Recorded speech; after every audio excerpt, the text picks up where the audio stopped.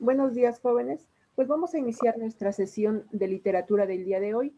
Y el día de hoy vamos a ver cuál es la diferencia entre las corrientes y los géneros literarios y vamos a desarrollar cada uno de los géneros literarios.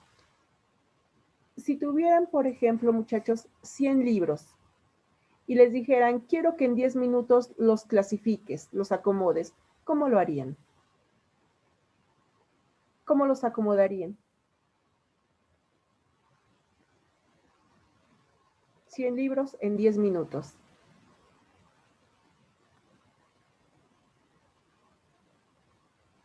¿Qué criterio utilizarían para acomodarlos, clasificarlos, ordenarlos? Orden alfabético. Orden alfabético. ¿Qué más? ¿Otra idea? Por tamaño. Por tamaño, Por tema. por tema.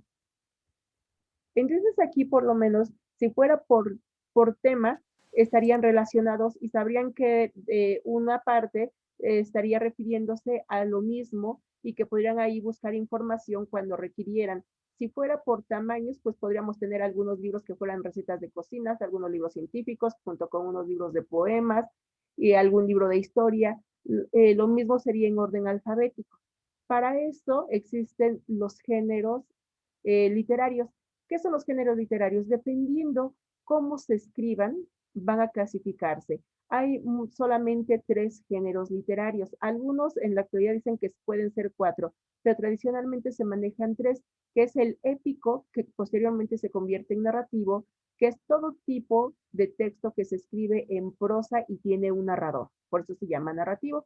Tenemos los textos líricos, que son todo tipo de poemas. No importa si son poemas en verso o en la actualidad que hacen poemas en prosa, pero son tema lírico, género lírico. Y por último tenemos el género dramático, que es el de obras de teatro y que los vamos a identificar porque se escriben en diálogo. Todo está hecho a base de diálogo. Entonces, si nosotros tuviéramos 100 libros y los tuviéramos que clasificar, los sabríamos y decíamos, este todo es narrativa, este es poesía porque se identifica, porque está hecho en verso, este es diálogo y los clasificaríamos por esos 3 grandes géneros. Y de ahí, pues ya utilizaríamos otros criterios, qué temas están tratando, si es narrativa, si es historia, si es literatura, si es de filosofía, ya podríamos partir de ahí. Pero las 3 primeras grandes divisiones que se dan son a través de los géneros literarios. Las corrientes literarias ya esas determinan cuáles son las épocas en las que se desarrolla una obra, porque dependiendo en qué época se vaya desarrollando, en este caso hablamos de la literatura, una obra literaria, podemos ver las características de pensamiento que se tiene en ese momento, las características estéticas que se van manejando, porque deben saber, la primer corriente literaria es la que se da en el Renacimiento, y estamos hablando del siglo XV, siglo XVI, pero antes de ella, obvio que ya existía la literatura, pero no eran corrientes, se les llamaba épocas o periodos. Entonces tenemos la época de la antigüedad con los griegos y los romanos, y después tenemos la Edad Media y posteriormente la modernidad que empiezan con las corrientes literarias. Y ahí sabemos que va por siglos, entonces a partir del siglo XV, XVI empieza el Renacimiento. La siguiente corriente que surge después de ella siempre va a ser una negación de la anterior, porque una corriente termina porque ya no satisface las necesidades de una sociedad, porque ya los escritores sienten que se ha agotado y termina. Cuando se vive en una época, nunca saben qué época están viviendo, son épocas posteriores las que le ponen un nombre. Por ejemplo, les decía, el Renacimiento es la primer corriente literaria, surge en Florencia, Italia, y de ahí se expande a toda Europa y de ahí pues a los demás continentes. Sin embargo, los renacentistas no sabían que ellos estaban viviendo el Renacimiento. Son los barrocos los que le ponen el nombre al Renacimiento. El barroco sustituye al Renacimiento, pero tampoco los barrocos sabían que ellos eran barrocos. Son los siguientes que son los neoclásicos surgidos en Francia, quienes le ponen barroco a la corriente. Y a los neoclásicos se los pone el romanticismo. Y así es una cadenita donde al satisfacer ya, quedar agotado los temas, las necesidades son rebasadas, surge una nueva corriente. Cada vez es más corta. Al inicio pudo durar un siglo o poco más de un siglo, hasta que las últimas corrientes, como el naturalismo, dura menos de 50 años. El modernismo surgido en Hispanoamérica igualmente tiene una duración de 50 años y van surgiendo algunas otras como las vanguardias que duran solamente décadas y que ya no impactan a todos de manera general. Entonces siempre tiene que ver con el movimiento social, con el pensamiento que se va dando y la literatura está involucrada en ello. Vamos a ver, les voy a compartir un documento, muchachos.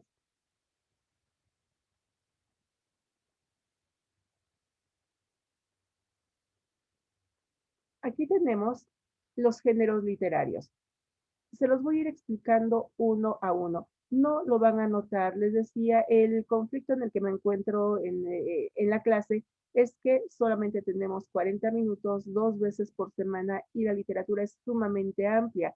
Tenemos que hablar de los griegos. Estamos hablando desde por lo menos 6 siglos antes de Cristo hasta la actualidad y es muy poquito del tiempo. ¿Qué es lo que vamos a realizar entonces? Yo les voy a ir explicando.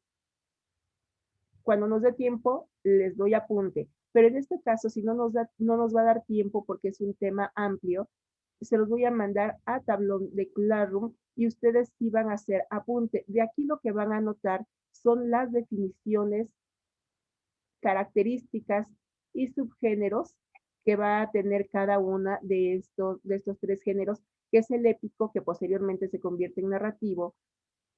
Tenemos aquí textos, esos no lo van a copiar, los vamos a leer y analizar aquí.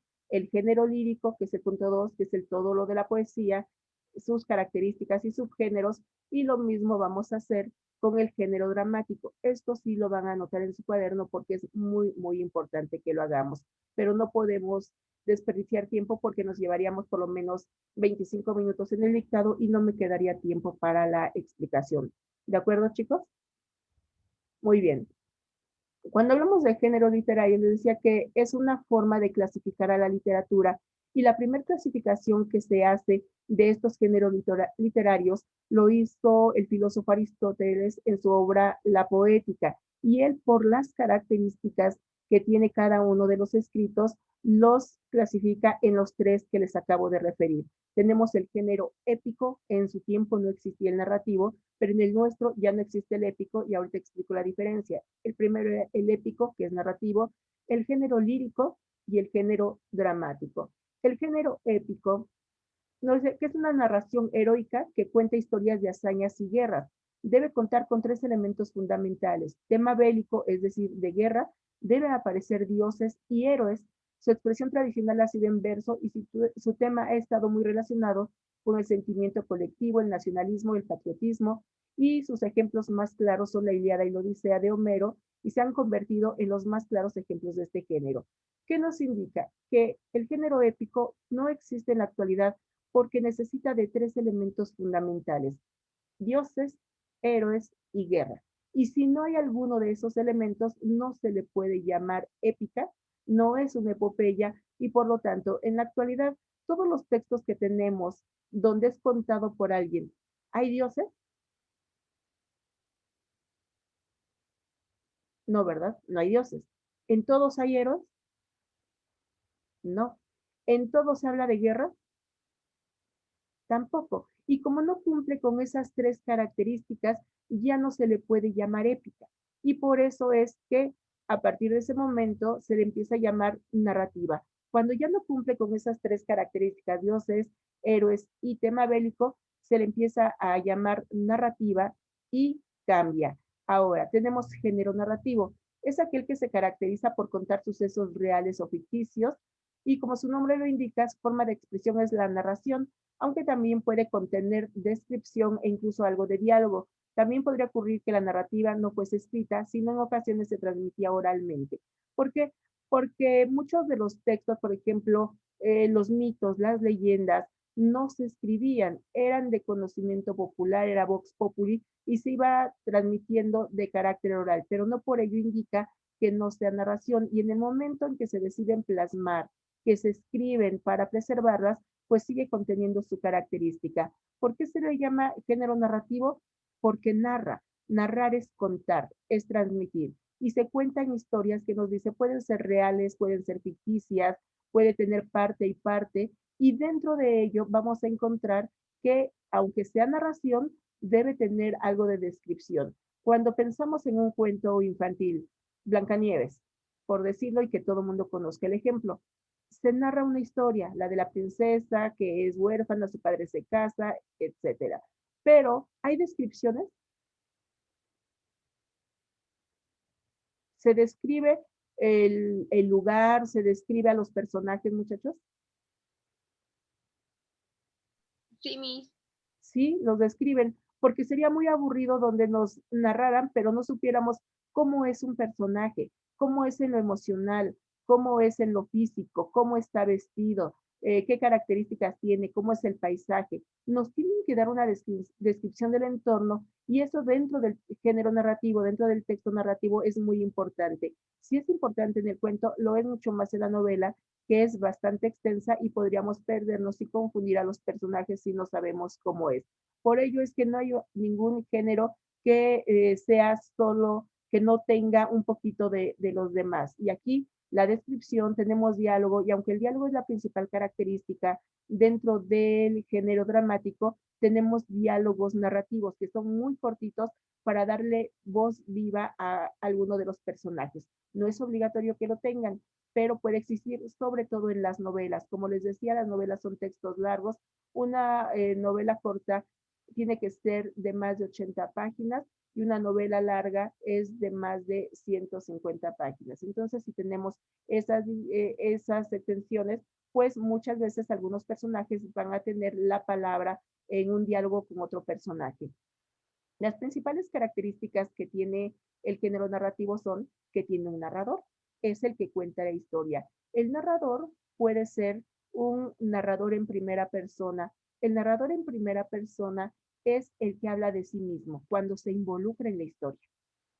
Por ejemplo, hay un fragmento de un texto de Edgar Allan Poe en El retrato Oval y dice, si mi criado me hubiera dejado en aquel momento, dice, si mi criado me hubiera dejado, está hablando de su persona. Ese es un narrador protagónico, está hablando de sí mismo. Tenemos el narrador testigo, que es el que cuenta lo que le sucede a los demás. Por lo tanto, también se le llama narrador subjetivo si habla de sí mismo, o narrador objetivo cuando habla de los demás, cuando simplemente es un observador.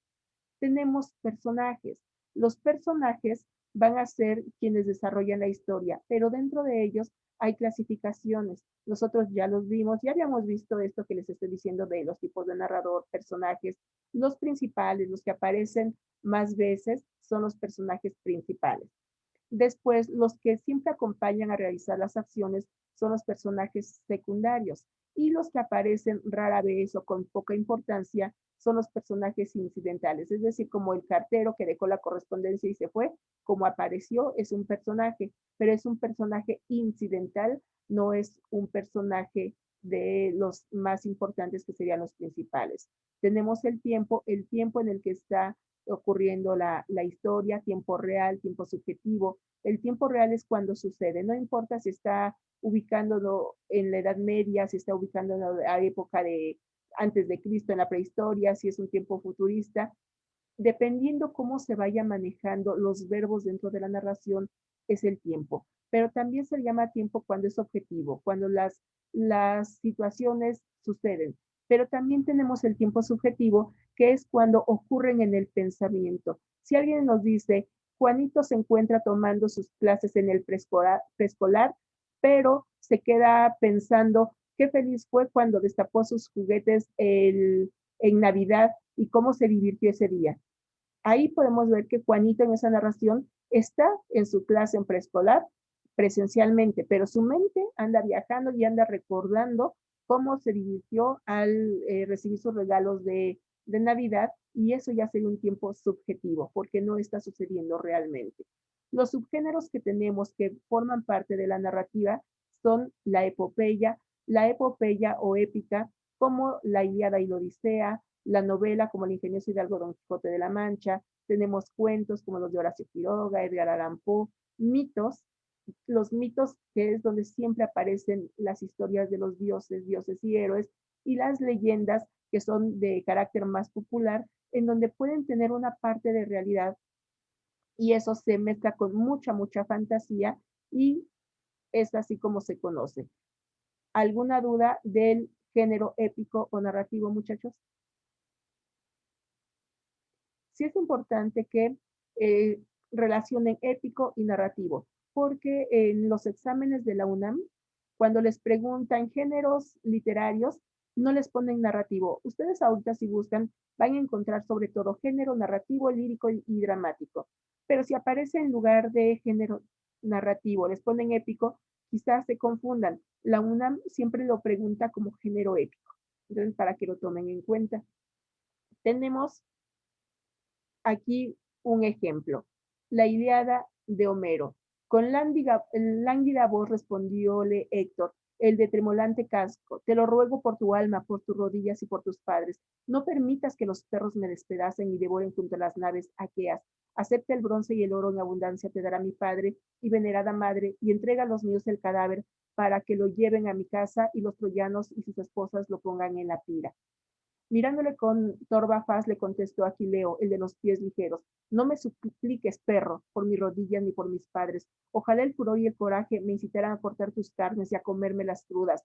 Tales agravios me has inferido. Nadie podrá apartar de tu cabeza a los perros, aunque me den 10 o 20 veces el debido rescate y me prometan más, aunque Príamo Dardánida ordene redimirte a peso de oro, ni aún así la venerada madre que te dio a luz te pondrá en un lecho para llorarte, sino que los perros y las aves de rapiña destrozarán tu cuerpo.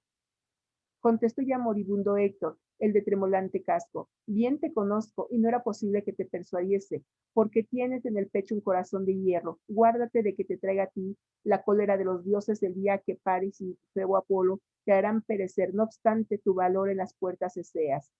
Apenas acabó de hablar, la muerte le cubrió con su manto. El alma voló de los miembros y descendió al Hades, llorando su suerte, porque dejaba un cuerpo vigoroso y joven, y el divino Aquileo le dijo, aunque muerto le viera, muere, y yo perderé la vida cuando Zeus y los demás dioses inmortales dispongan que se cumpla mi destino. Este ejemplo es narrativo o es épico. Épico, ¿Por qué? Si es así, ¿por qué? porque tiene dioses.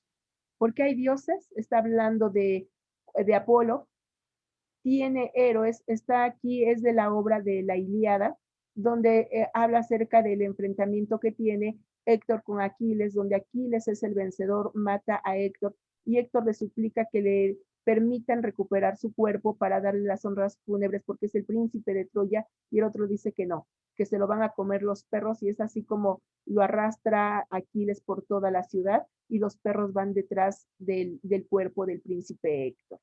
Muy bien, y por ello es que es una obra épica, porque tiene dioses, porque está hablando del tema de la guerra de Grecia contra Troya y porque hay dioses. Posteriormente ya no hay dioses y vamos a ver este ejemplo. El abuelo, este es del autor Francisco Briz Hidalgo. Un abuelo y su nieto salieron de viaje con un burro. El nieto había pasado las vacaciones con su abuelo y ahora volvía a casa de sus padres. Para empezar nuevamente el colegio, a ratos el abuelo y nieto se subían al burro y así iban haciendo el viaje más cómodo. El primer día de viaje llegaron a un pueblo. En ese momento el abuelo iba sentado sobre el burro y el nieto iba caminando al lado. Al pasar por la calle principal del pueblo, algunas personas se enfadaron cuando vieron al viejo sobre el burro y al niño caminando. Decían, parece mentira, qué viejo tan egoísta, va montado en el burro y el pobre niño a pie. Al salir del pueblo, el abuelo se bajó del burro, llegaron a otro pueblo. Como iban caminando los dos junto al burro, un grupo de muchachos se rió de ellos diciendo, ¡qué par de tontos! Tienen un burro y en lugar de montarse van los dos andando. Salieron del pueblo, el abuelo subió al niño al burro y continuaron el viaje. Al llegar a la otra aldea, la gente exclama escandalizada, ¡qué niño más maleducado! ¡Qué poco respeto! Va montado en el burro y el pobre viejo caminando a su lado. En las afueras de la aldea, el abuelo y el nieto se subieron los dos al burro. Pasaron junto a un grupo de campesinos y estos les gritaron, ¡sinvergüenzas! ¿Es que no tenéis corazón? Vais a reventar al pobre animal. El anciano y el niño se cargaron al burro sobre sus hombros. De este modo llegaron al siguiente pueblo. La gente acudió de todas partes con grandes risotadas. Los pueblerinos se burlaban diciendo, ¡qué par de tontos! Nunca hemos visto gente tan tonta. Tienen un burro y en lugar de montarse lo llevan a cuestas. Al salir del pueblo, el abuelo, después de pensar un buen rato, le dijo a su nieto, ya ves, hay que tener opinión propia y no hacer mucho caso de lo que diga la gente. ¿Qué tipo de texto es? ¿Es épico o es narrativo?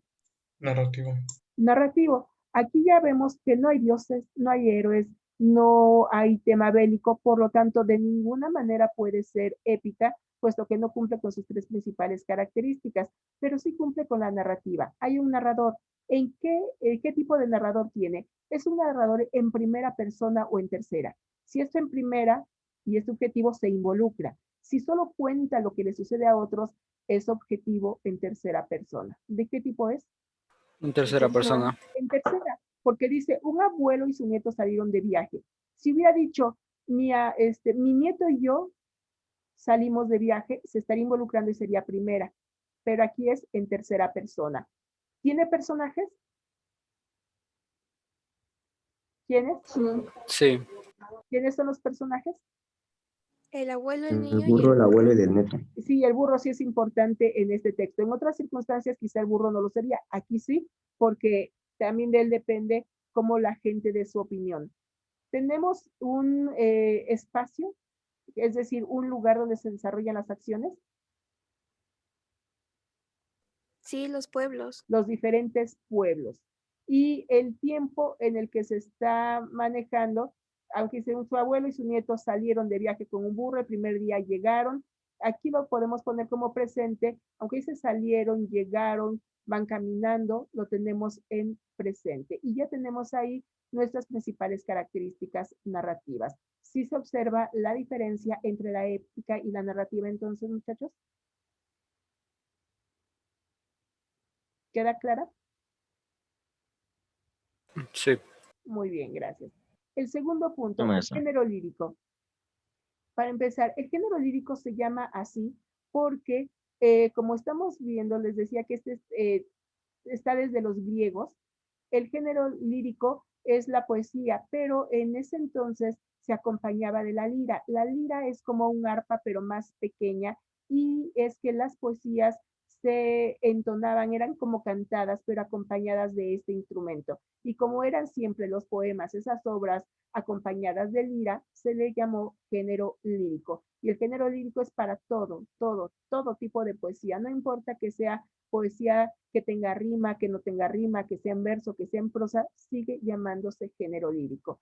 No es este género por el cual el autor transmite sus sentimientos, emociones o sensaciones por un objeto o una persona que le sirve de inspiración. Para ello utiliza el poema como elemento de referencia para expresar estos sentimientos. Un poema puede encontrarse tanto en verso como en prosa poética. Sus principales características son verso, rima, que puede ser asonante o consonante, métrica, estrofas, figuras literarias, metáforas, comparaciones, antítesis. Los subgéneros, tenemos el más importante de las poesías, es el soneto, elegía, madrigal, oda, entre otros. Aquí, como vemos en el género lírico, nos dice que lo que se va a transmitir son emociones, sensaciones. La narrativa nos va a transmitir ideas, porque puede ser una novela o un cuento que lleve un mensaje, puede haber novelas históricas y llevan ahí un trasfondo de realidad. Sin embargo, cuando hablamos de la poesía, no importan tanto las ideas, lo que importa es qué emociones son las que van a transmitir. Son sentimientos, son emociones, lo que va a transmitir cada uno de los poemas. Les decía, vamos a ver, su principal característica es el verso. El verso se le llama verso a cada una de las líneas de un poema. Si tenemos un poema de 10 líneas, tiene 10 versos. Si está dividido cada 5 líneas, hay un espacio, esa tiene estrofas. Verso es cada una de las líneas. Las estrofas son el conjunto de líneas dentro de un poema. Si tiene rima, la rima sonante se llama también rima sonante o perfecta porque termina exactamente igual su terminación y va a rimar con otra que puede estar enseguida o un verso de distancia. La rima consonante. La rima sonante es aquella que no termina exactamente igual y lo que se tiene que contar en ella son las vocales a partir de la vocal acentuada, la última vocal acentuada en la palabra, se toman en cuenta y se saca un referente. Ahorita se los voy a explicar con un ejemplo. La métrica es la cantidad de sílabas que tiene cada uno de los versos. La métrica, por ejemplo, en el soneto, un soneto se define como un poema de 14 versos donde se dividen en 2 cuartetos y 2 tercetos de rima consonante y de métrica endecasílaba. Eso es un soneto. ¿Qué quiere decir esto? Que debe haber 14 versos que se dividen en estrofas de 4, 4, 4, 3, 3, que tiene que ser rima que sea consonante. Se llama consonante porque, valga la redundancia, riman vocales y consonantes. En la sonante solamente las vocales. En la consonante, vocales y consonantes. Y, por ejemplo, camisa. ¿Cuántas sílabas tiene la palabra camisa? Camisa.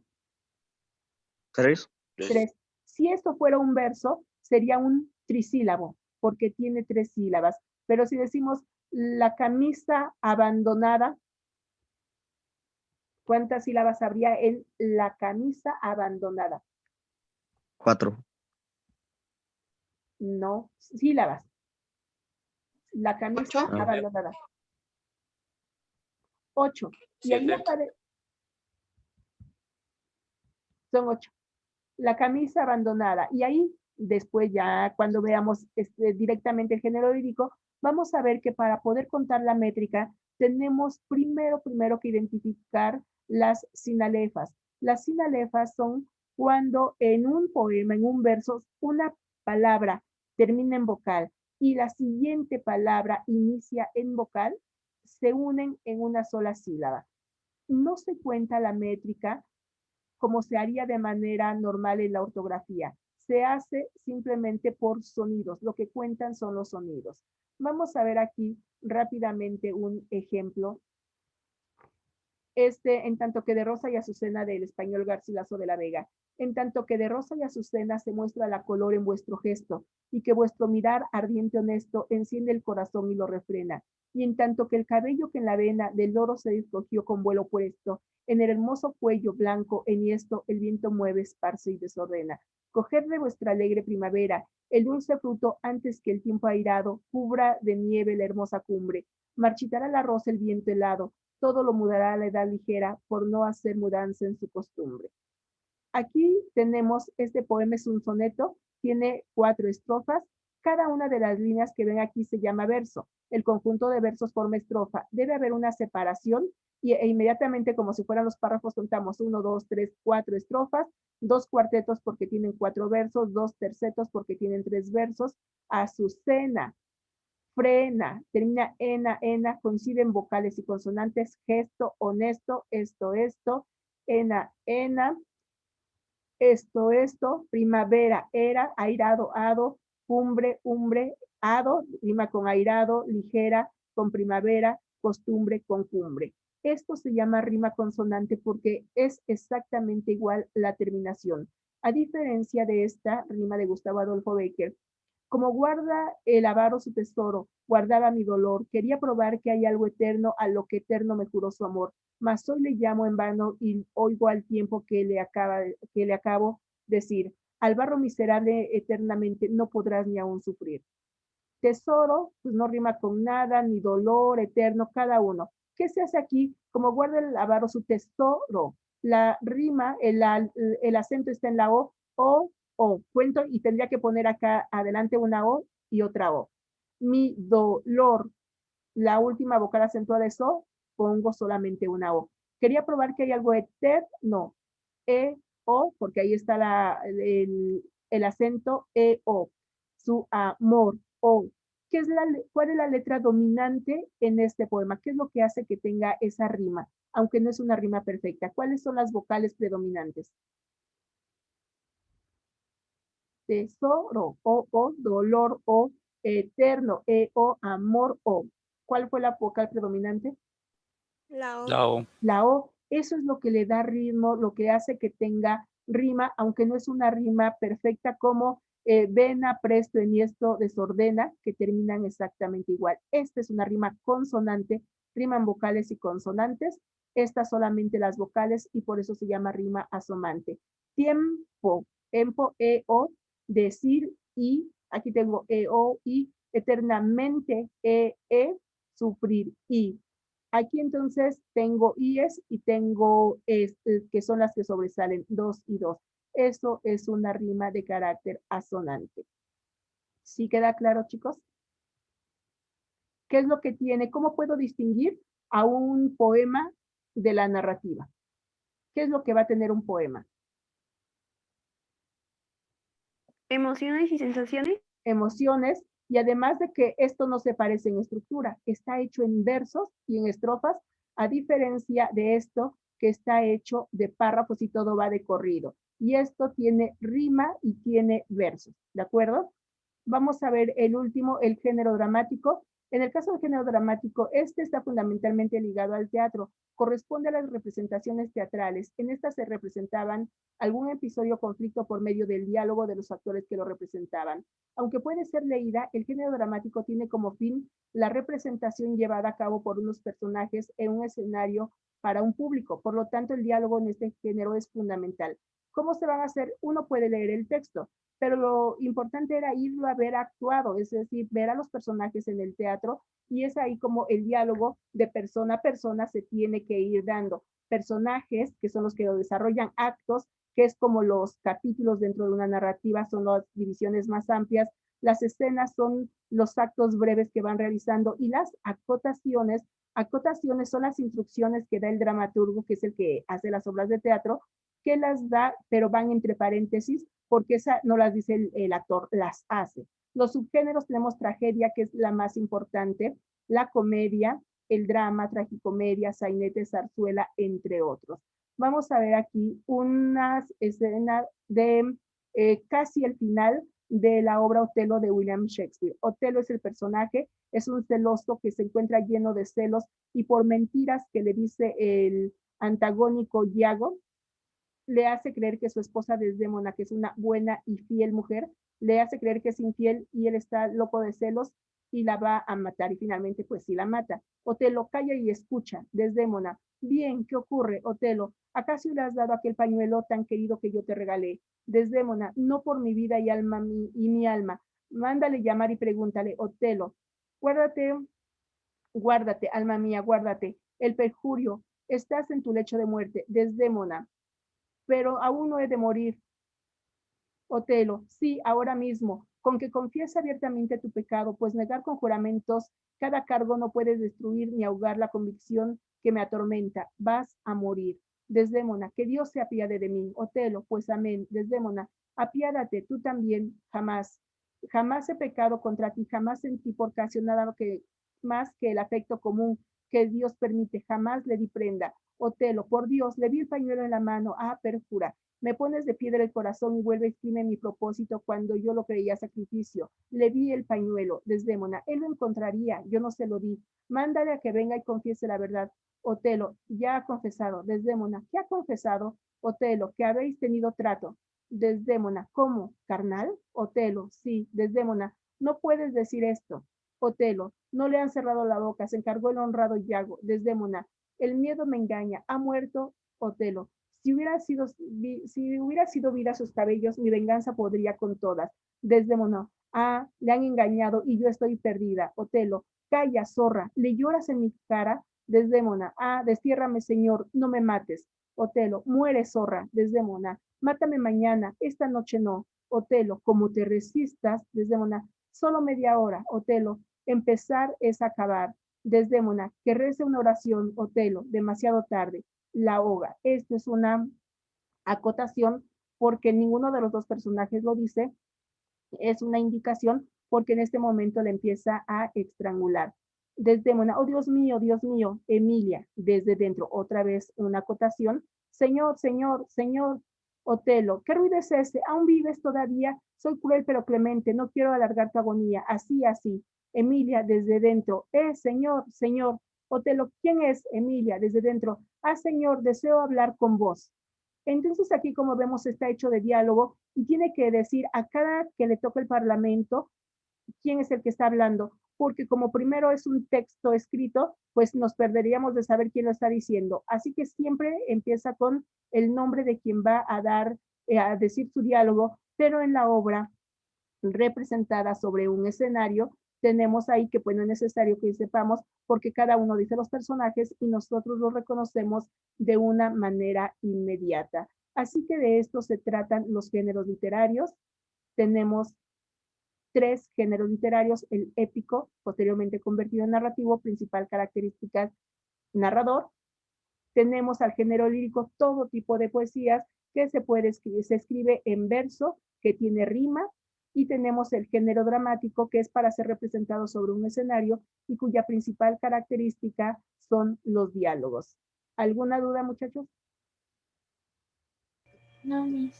Bien, esto sí lo van a anotar en el cuaderno, muchachos, y a Classroom lo voy a subir no al tablón, a Classroom, porque desde ahí la parte teórica la anotan en el cuaderno y les voy a pedir que como actividad en cada uno de los ejemplos de los textos localicen, subrayen, pueden ser subrayado o anotada las características propias de cada género, ya sea que las anoten o que las subrayen en el texto para que ustedes puedan decir, esto es narrativo, y pueden subrayar, para decir, hay personajes, subrayan el espacio, al narrador, de qué tipo, en la poesía, tiene verso y tiene estrofas. Simplemente quiero que localicen las características de cada uno de ellos. Chicos, se nos termina el tiempo, que tengan una excelente tarde, un excelente día, y nos vemos la próxima clase. Hasta pronto, muchachos, que estén muy bien.